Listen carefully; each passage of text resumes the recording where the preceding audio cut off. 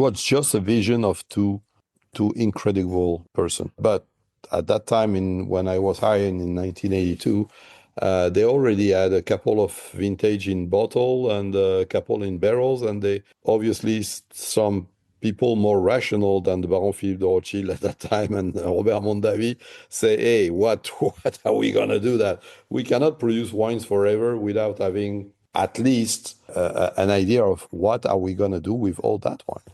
So this is where the project started. He had no name at that time and was named recently in the mid-83 with the name of Opus One.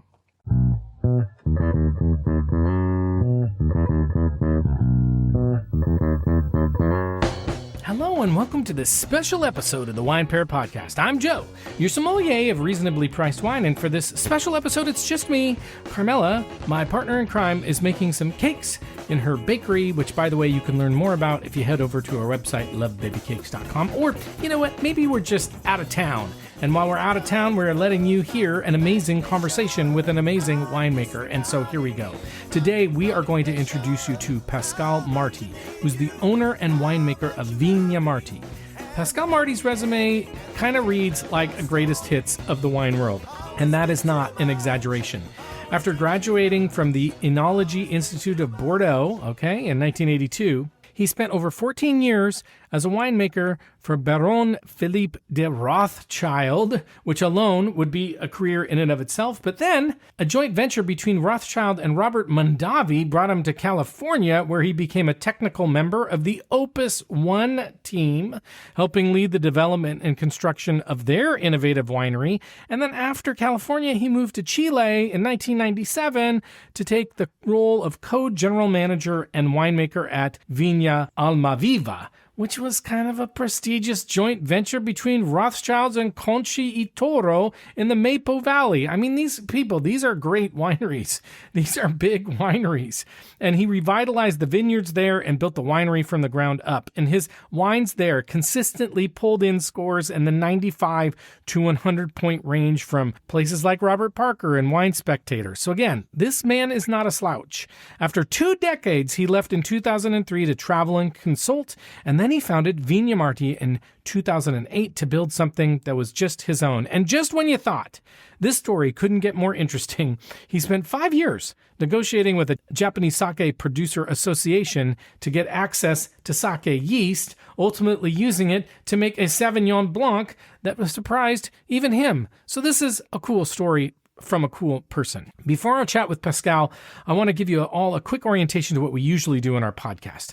In most episodes, we learn about, taste, and review 2 to 3 wines that are reasonably priced, which means under $25 and should be easy to find. However, for this special set of episodes, we interview people who are involved in actually making wine, because part of what we love to do with our podcast is educate ourselves and educate you on different aspects of wine knowledge in a fun and entertaining and unstuffy way. And Decanter Magazine even calls it entertaining. So how about that? And that's what we're doing today. And a small plug before we get to the interview with Pascal. If you like what you're hearing or are interested in hearing our other quote unquote regular episodes, please subscribe to or follow our podcast so you can hear more, especially since you're only getting one half of the Wine Pair Podcast today, not the good one, by the way. And you can also go to our website, thewinepairpodcast.com, to send us a note or subscribe to our newsletter. You can follow us on Instagram and Blue Sky at the Wine Pair Podcast. And if you like what you're hearing, we don't even mind if you give us a really nice 5-star rating and review. We don't mind at all. Okay, let's get to the interview with Pascal. This is an amazing person with an amazing career that you need to learn about and know more about, because it'll just make you smarter and feel better about yourself as a person. With that, let's head over to our interview with Pascal. Hello, Pascal, and welcome to the Wine Pair Podcast. Hi, Joe. How are you? Very nice to be with you today. I'm very good, and it's really nice to have you here. We're super excited that you could join us. We're excited for our listeners to learn more about you and who you are and the wines you produce and your winery, Viña Marty. So I say we just jump right into it. What do you say? That's perfect. Thanks to have me online. Oh, we're super excited. Well, let's start with a little bit about you, your background, your family. And I'm always curious if wine played a part in your growing up at all. Well, not really. My grandfather was a very simple producer. He produced a little bit of fruit, a little bit of grapes. He made his own wines, but he sell it in bulk. Nothing really interesting in that story. Only that for me, wines was something really artisanal, something that was absolutely not related with any kind of technicity or anything like that. So for me, wine, I was used to drink wine since I was very a small guy. With my grandfather, he always put me a little bit of water in my wine, but as long as I can remember, I always drink wine. At that time, it was allowed. It was the good days. But no, for me it was something artisanal, something that was passed from mouth to generation at how to produce wine, and that's all what it is. I can relate to the getting a little bit of wine with some water in it. That's what my my family did as well. So tell us a little bit about how you got into winemaking. And you have a very varied background. I mean, you're originally from France, correct? I'm French. Yes. And so tell us a little bit about how you got into winemaking and if it was something you planned or something you ended up just falling into. No, it was absolutely not planned. In fact, I was a very lazy student at that time, not had great grades, and quite stubborn. So one day I decided that study was not made for me, and I decided to quit studying when I was about 18 years old, and decided to work with my father. My father at that time had a cork factory. So he say, okay, you don't want to study anymore. It's fine, but you will have to start at the bottom of the company, work with me. So I was a real basic employee in his company, making cork. So I know quite a lot about cork factory and cork and everything. And one day, because I had to make my how do you say military service, which was an obligation in France at that time. So I went there, and one day my father called me and say, "You know what? This end of this week we will have in the region we will have a seminar to attend the problems of the cork and the wine." And my father told me, I will not be here, will not be available to attend that seminar, but I think that for the company, the core company, it would be interesting to see what these people say about the wine and the cork and everything. I say, okay, I will go there. And during 2 days or 3 days, I attend lots of different seminar made by winemakers, enologists. And for me, it was like I fell in love immediately. During 2 days, I discovered that winemaking was not just something that I learned from my grandfather, that was something really artisanal, but it was something that could be both. It could be also very scientific. And I heard those guys talking about microbiology, chemistry, microchemistry, a lot of things. And I discovered that it was a product that could mix together technicity, science, but also something that comes from the ages, where you could really craft something the way you want. And this was absolutely stunning for me. I say, this is what I want to do in 2 days, just like that. And 2 days after that, I went back to the military. And there I went to see a friend of mine. I say, hey, tell me, what is the study I need to do to be winemaker, to be an enologist? And he say, well, I gonna let you know and blah, blah. So he check at that and say, well, there is only 5 school in France to prepare you. And he say, and my advice is that with the files that you have, you better fight for every other school just in case. So I filed from them, and I was lucky enough that Bordeaux was the first one who accept me. So I say, okay, I'm not picky. I take Bordeaux and I sign there. So that's how I start this career, which for me never has been a career. Really, it has been a passion like this at first sight since day one. Well, I guess there are a lot worse places you could start out learning about wine than Bordeaux, huh? Absolutely, But absolutely. that's wonderful. I have a lot of questions, including this. We'll come back to the one around art and science because that's a question I like to ask. But there's something about your background that's unique that I've not run into with any other winemakers before, and so I'm curious if your background in cork has any influence on your winemaking at all. Somehow, in my story, in my background, it has some a little bit to see because at the end of the study of enology in Bordeaux, we had to make you have to make a, how do you say, a training period, a 6 months training period at the end just to validate your degree. And I decided that for me, I decided that I wanted to do that in California. At that time, my teachers, and one of them was Pascal Ribeiro-Gaillon, told me, "Are you insane? You are in Bordeaux. You are in the center of the wine industry, literally." That was in the 80s, just to set that up. He said, "Why do you want to go in California? Those guys, they don't know anything about wine. You will learn about beer, you can learn about a lot of stuff, but wine, no, stay in Bordeaux and do that." And because I was stubborn, as I told you previously, I say, no, no, no, I prefer to go to California. It's going to be an experience and everything. So I went in California. I spent 6 months at Dry Creek Winery in Sonoma. 6 great months of my life where I learned a lot, actually, not only about wine, but about California way of life in the 80s. And I went back to France. But at that time, my teacher didn't want it to validate my 6 months internship in California.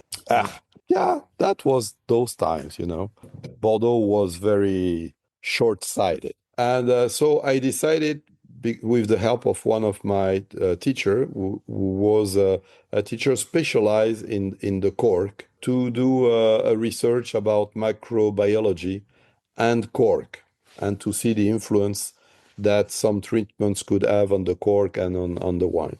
So I spent that time. I spent some 2 or 3 months in his lab making some research about this, about cork, and that's it. And one day, one Pascal Ribeiro-Gaillon, the same one, came to see me. I was in the lab, and he said, "Pascal, you want some work?" And I say, "Well, I'm full of work here. I'm studying. I'm learning. I'm making my research." He said, "No, no." I say, "I mean, a real work."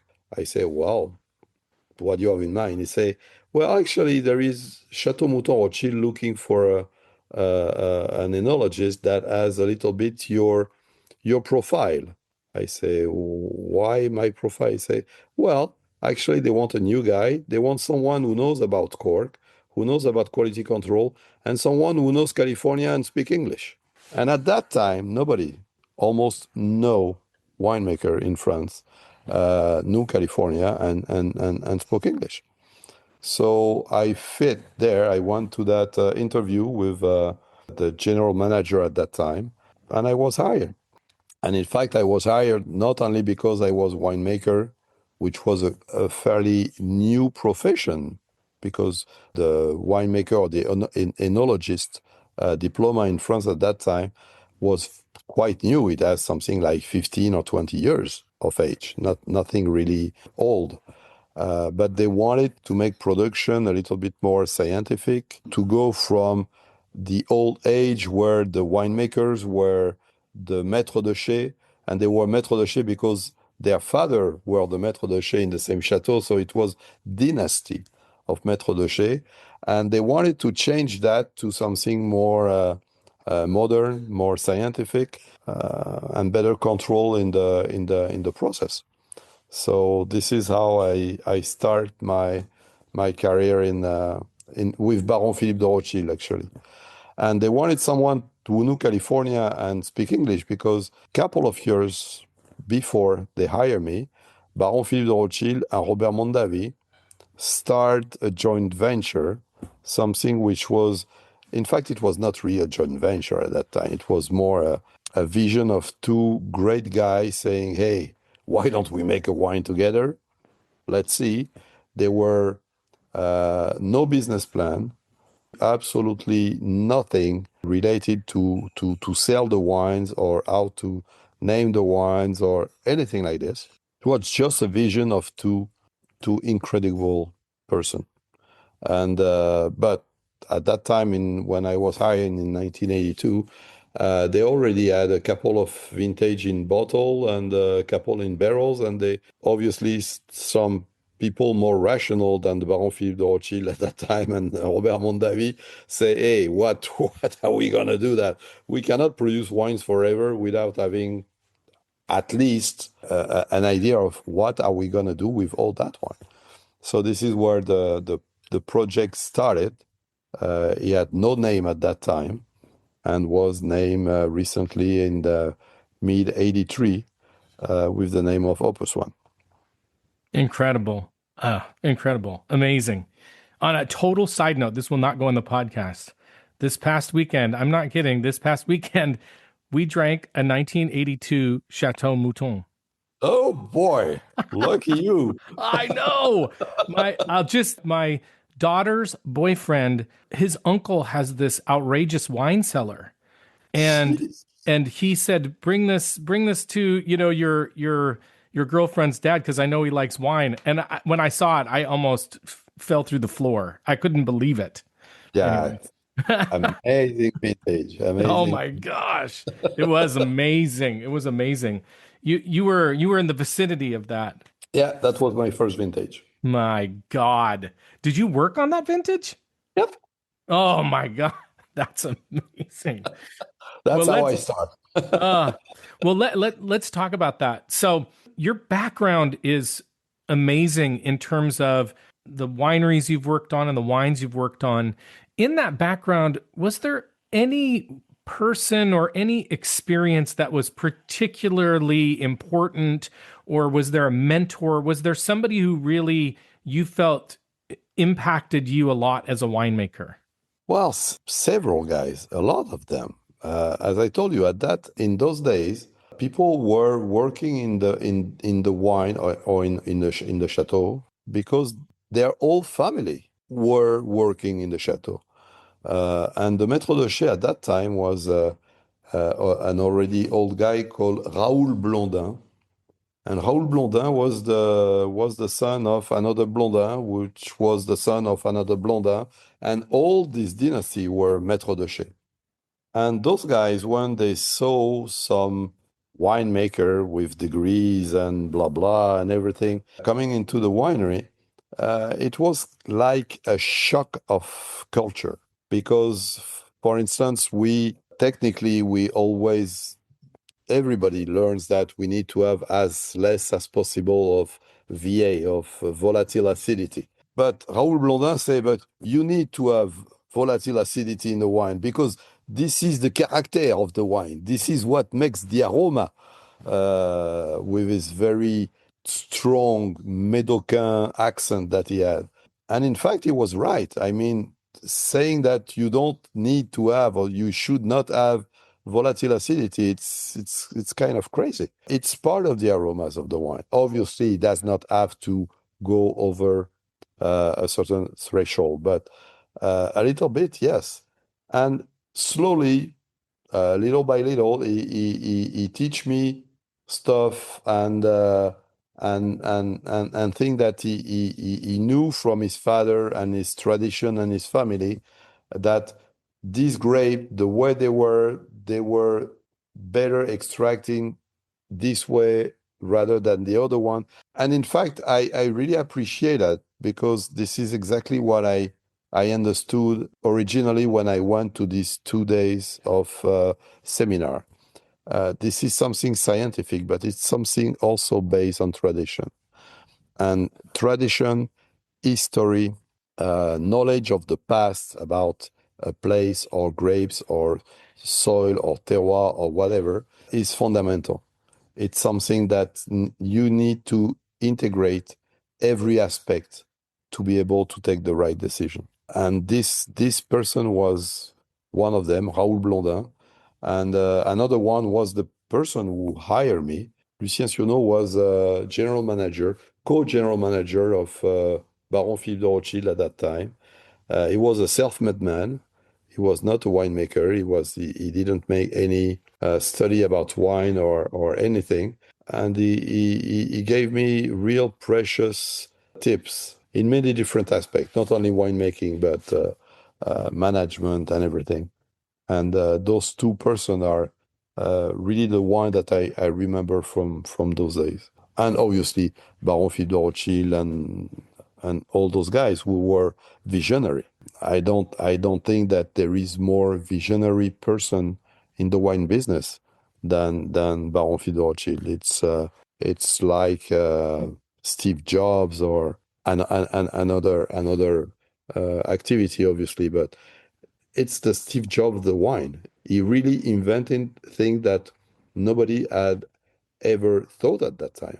Bottling all the wine at the chateau, this is Baron Philippe de Rothschild, having all the wines in barrels and take care of the wines from the winemaking until the bottling, 100% of the production, this is Baron Philippe de Rothschild. The Grand Château of Mouton Rothschild, at that time, without any beams that you could see with a straight ceiling, flat over 100 meters long. It was something that nobody has seen ever. And obviously, the painting on the labels, that's also a marketing genius of this person. So I'm not sure I would be today the winemaker that I am if I would not have worked with Baron Philippe de Rothschild. This is really what makes me understood that you always have to try to look way beyond what you know, or try to do something that different than the other. In fact, when I talk about Steve Jobs, it's because it's one of my person that I relate a lot with his famous phrase saying, think different. Mm-hmm. And I think that in the wine, we need to think different, even more today with the big change in the wine consumption and everything. It's very important to think different about this product. Well, I want to ask you something that now you've alluded to a couple of times, and I like to ask, which is, as a winemaker, and maybe this has changed over time, but as a winemaker, do you lean more on the art of winemaking or the science of winemaking? Both, actually. Obviously, the first part of my career, especially at Viña Marty, we have produced traditional wines, modern by one way in the sense that I make wines from Chile, I make wines from the new world, but also with a spirit of the old world. Traditionally, in the winemaking, in the aging, in many sense. So I would say that big part of my portfolio is traditional, but we also have wines that are very scientific. And when I say scientific, I'm thinking especially about one line of wine called Goutte d'Argent, which is a unique wine in the world, a wine that nobody else today can produce anywhere else in the world, which is a wine fermented with Japanese sake yeast. And this has been a challenge because these yeast, they are not really suited to ferment grape juice. They are suited to ferment rice. For them, what they find in the rice and what they find in the grape juice are two different kind of nutrients. So it has been very, very challenging. These are yeast that we can ferment our wines at 5 degrees Celsius, very, very cold. It's a very, very, very, very, very long fermentation. I know that this is a podcast, so you don't see my face, but I'm bald. I don't have any hair. And I think that the first vintage of Goutte d'Argent didn't help in that sense. It was very stressful.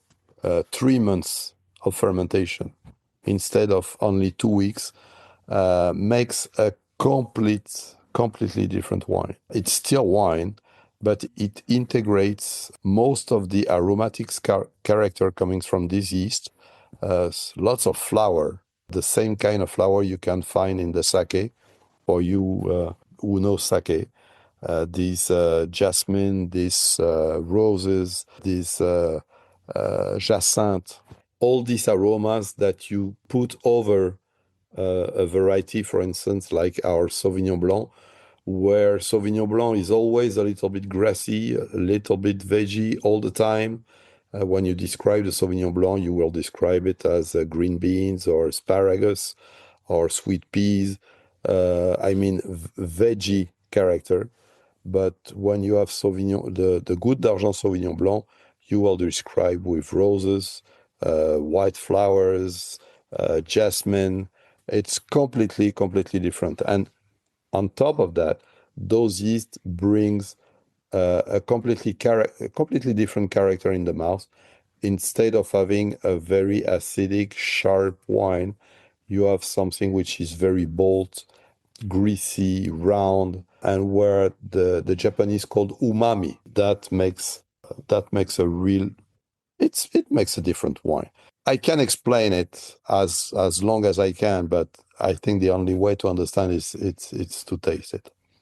And this wine, because of this very low temperature, because they need nutrients that they don't have in the same proportion in the rice and in the grapes, makes us work with the yeast during the fermentation in a different way, much more technically, in a way more scientific than anything.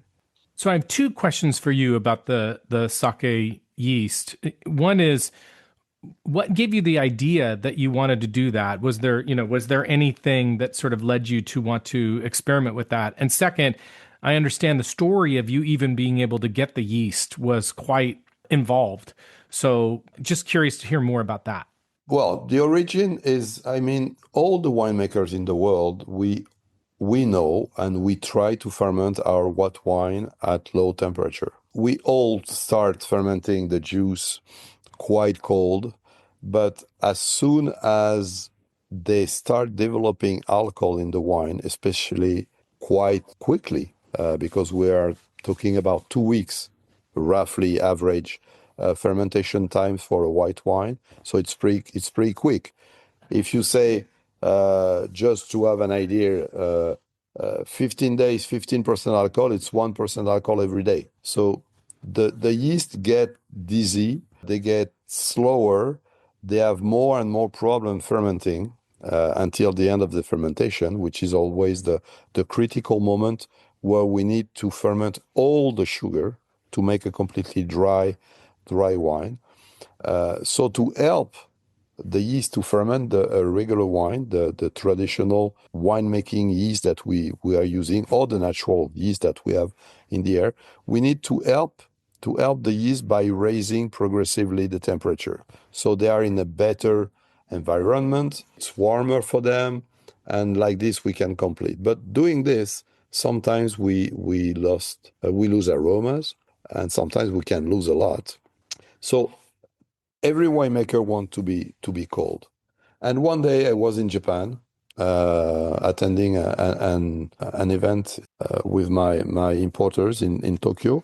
And in this event, I met one person, which is a very good friend of mine today, which is Sakurai-san. He's the owner of Sake Dasai, maybe the most well-known sake brand internationally. He even has today a brewery in New York. And after the event, we talked, him and I, and he explained me the sake process, and I explained the wine process, and we talked about everything. And he mentioned that the yeast that they were using, they fermented at very low temperature. And they could even ferment close to 0 degrees, which was very surprising. So I say, hey, this is what I need. That's the Grail. That's the Saint Grail. I need to have those yeast. And he say, well, yeah, I'm sorry, my friend, but you cannot have it. I say, why is that? He say, because the sake yeast in Japan are considered one of the iconic products. It's, I don't say, how do you say that in English? It's a landmark. It's something that everybody try to manage as much as possible, and only the member of the sake producer association can have access to those yeast. So obviously, I was disappointed because I thought that I had found the solution of my problem, and but I'm stubborn. Remember that, stubborn.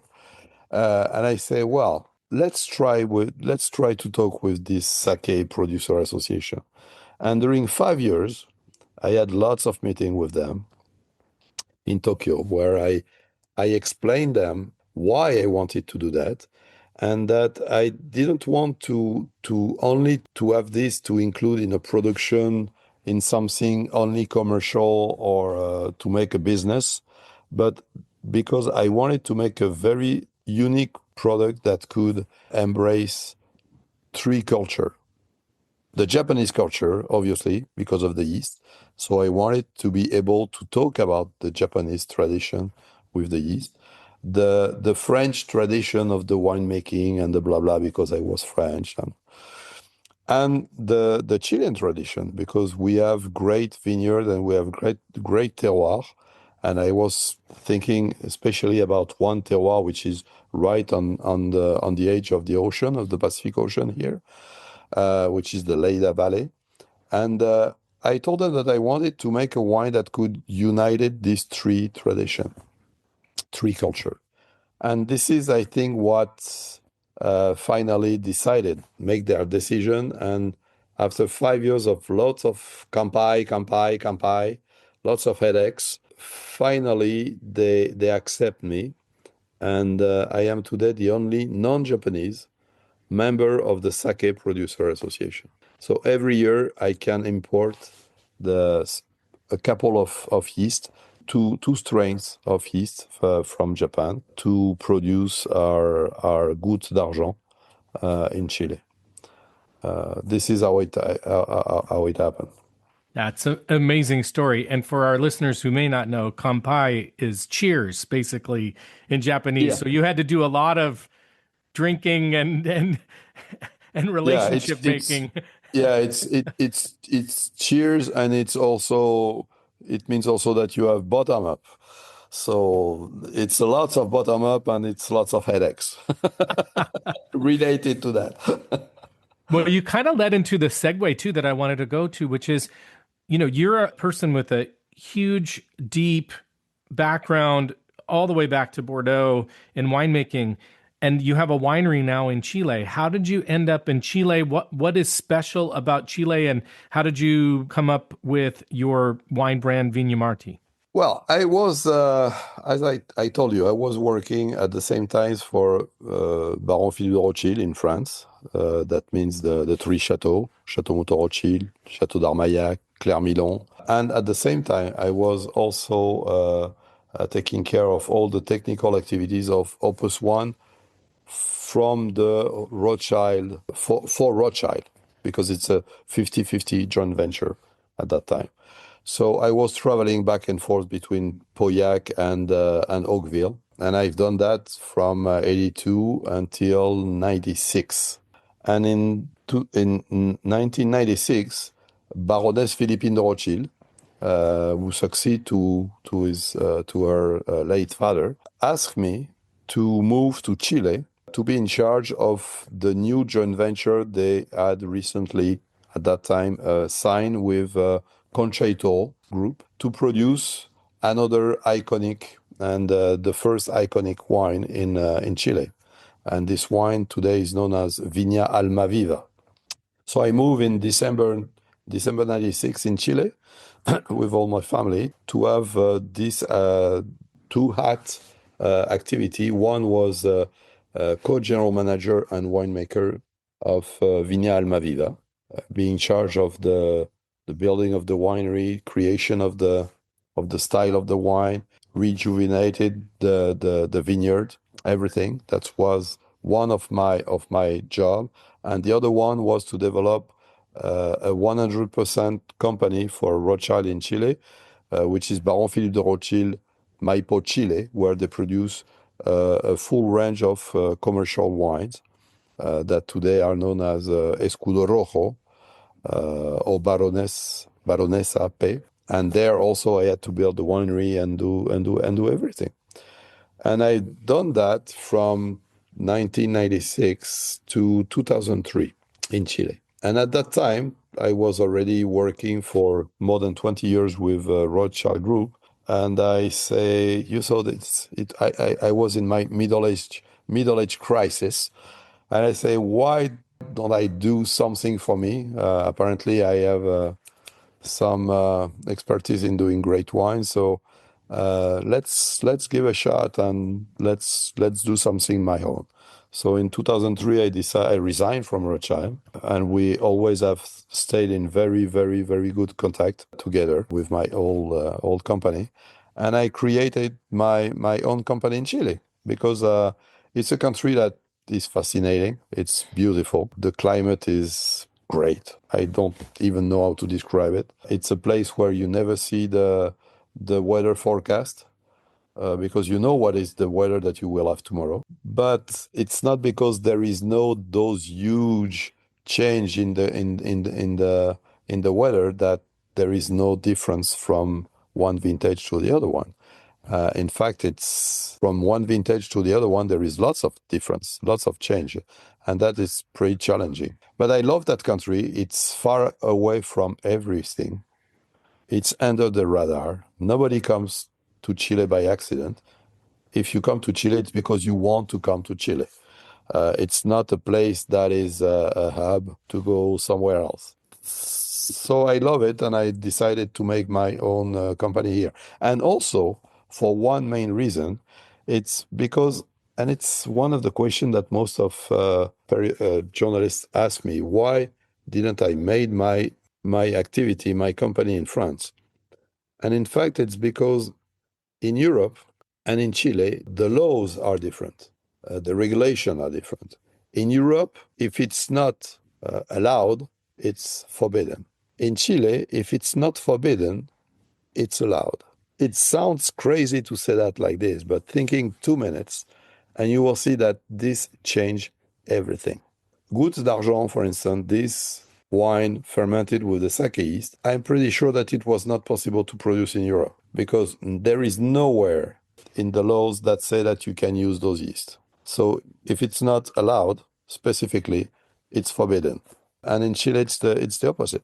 There is nowhere that say that this yeast cannot be used. So if they don't say that you cannot use it, that means that you can use it. And I love that country for that. It's a place where, when I told you previously that think different, it's a place where you can think different. You are not trapped in a pile of legal documents that just cut your possibility to be creative. It's a country where you can be creative. I mean, South America in general, it's like this. And it's why I really feel South America and Chile home. It's a place I really love. I'm living here for 30 years now, so there is no way back. Yeah, that's your new home. And it makes sense that you have a degree of freedom in making your wine there that you wouldn't have if you went back to Bordeaux or someplace in France. You've been very generous with your time. I do have an important question to ask you before we close out, and then we'll talk about how our listeners can find you and your wines. But we have a tradition in my family. My wife and I are both of Italian background. So we hold that. Even though we live in America, we hold that. And every Sunday night, we have a big family dinner. And you are invited. So if you ever come to Seattle, I know it's far away from Chile. I know it's far away from Chile.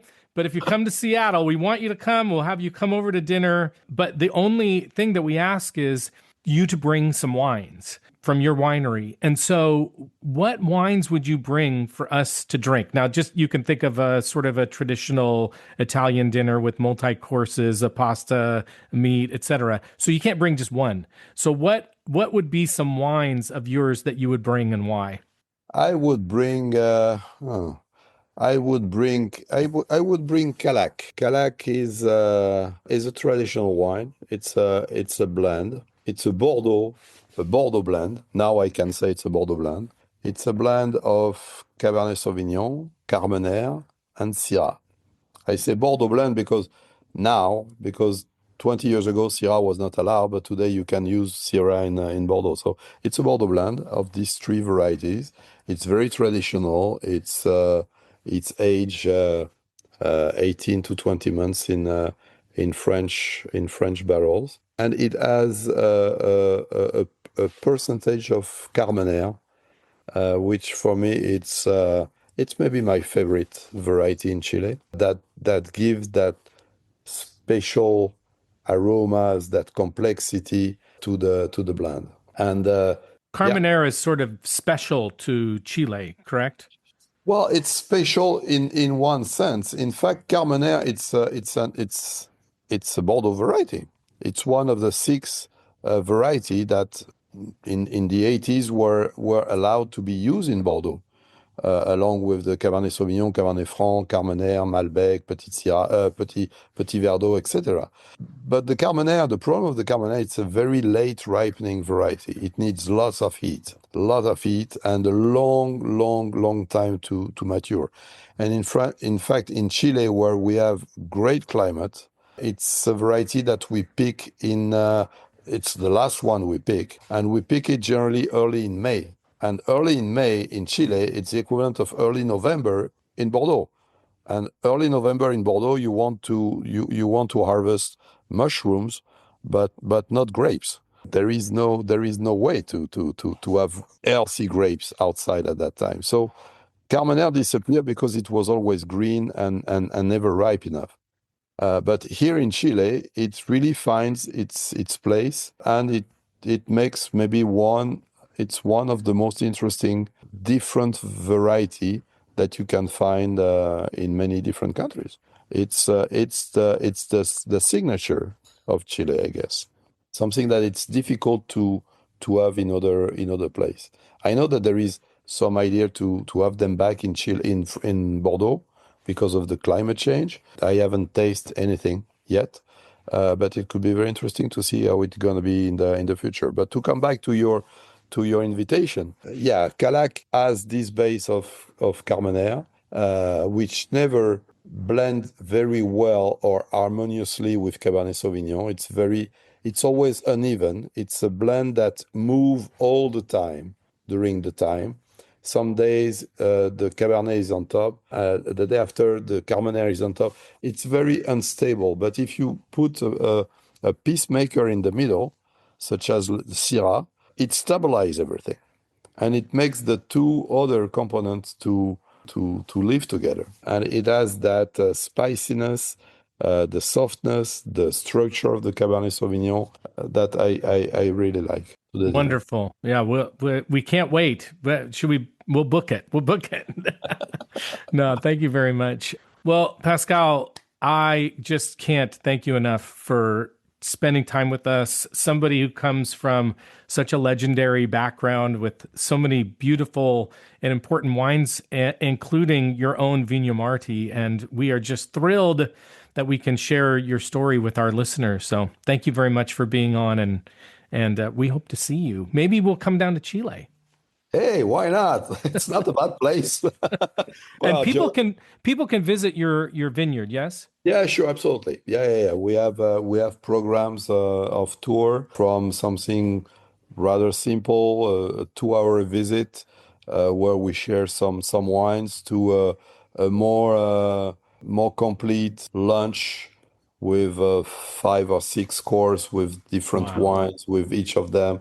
But here the people need to have a little bit more time and spend the afternoon almost with us, even with a cigar at the end. Mm, Something easy, something casual, something casual. beautiful. Beautiful. Well, thank you so much for being on the show. No, thank you, Joe. Thank you very much to have me. It has been a great pleasure to talk with you. Oh, our pleasure. Our pleasure. Okay. Thank you. Take Have care. a great day, Joe. You too. Bye-bye. Bye-bye. Well, thank you very much for listening to our interview with Pascal. He's a great person and a great story. I'm telling you, it's an amazing career and an amazing guy, and really fascinating to hear his approach to winemaking and that experience that brings a ton to his craft today.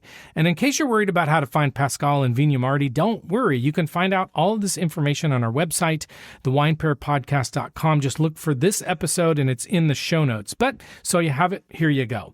The website is en.viñamarty. It's VINAMARTY.cl. On Instagram, it's Viña Marty Chile. So it's VINAMARTYCHILE. And email is info@viñamarty.cl. That's VINAMARTY.cl. So check them out. Visit them, buy their wines, ask your local wine merchant to find their wines. You will not be sorry. And we hope you'll subscribe to our podcast, The Wine Pair Podcast, and follow us on Instagram and visit our website at thewinepairpodcast.com and reach out to us and sign up for our newsletter or just send me an email at joe@thewinepairpodcast.com if you have wines you want to know more about, you want us to do an episode about, or you know a winemaker who's really killer and you want us to interview that person, just let us know. We'd be happy to do it, and we love to hear from you. But for now, it's time to go, and as we like to say, life is short, so stop drinking shitty wine. Bye-bye. Imagination, I disregarded in my contemplation.